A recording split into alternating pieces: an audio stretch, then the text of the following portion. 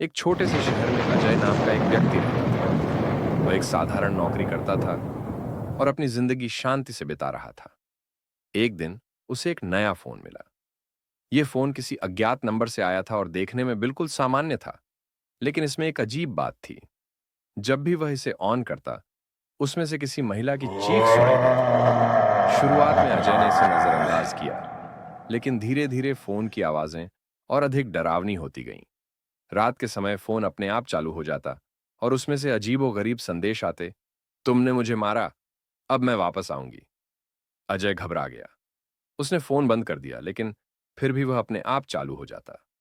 हर बार phone के screen पर खून से सने हाथों की छवि दिखती। अजय ने कुछ दिन बाद एक पुराने दोस्त से इस बारे में बात की। उसका दोस्त साइबर क्राइम में काम करता था। उसने अजय को बताया कि कुछ समय पहले एक महिला का मर्डर हुआ था और उसकी आत्मा इस फोन में बंद हो गई थी। उस महिला का नाम सीमा था और उसे उसके पति ने बुरी तरह मारा था। अब उसकी आत्मा उन लोगों से बदला ले रही थी जो उसकी मौत में शामिल थे। अजय समझ गया कि वह किसी बड़ी मुसीबत में फंस चुका है। वह उस रात बिस्तर पर लेटा, लेकिन उसकी आंखों से नींद गायब थी। आधी रात को फिर से फोन बजा।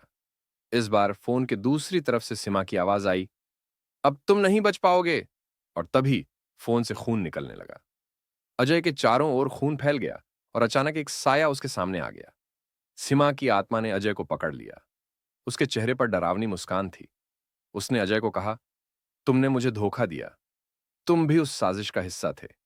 अब तुम्हें भी मरना होगा। और फिर अजय की चीखें पूरे कमरे में गूंजने लगीं, लेकिन कोई उसे बचाने नहीं आया। अगले दिन लोग अजय के घर पहुंचे तो देखा कि उसका शरीर बेजान पड़ा था और उसके हाथ में वही खून से सना फोन था। कोई नहीं जानता था कि आखिर उसके साथ क्या हुआ, लेकिन अब वह फोन किसी और की तलाश में था।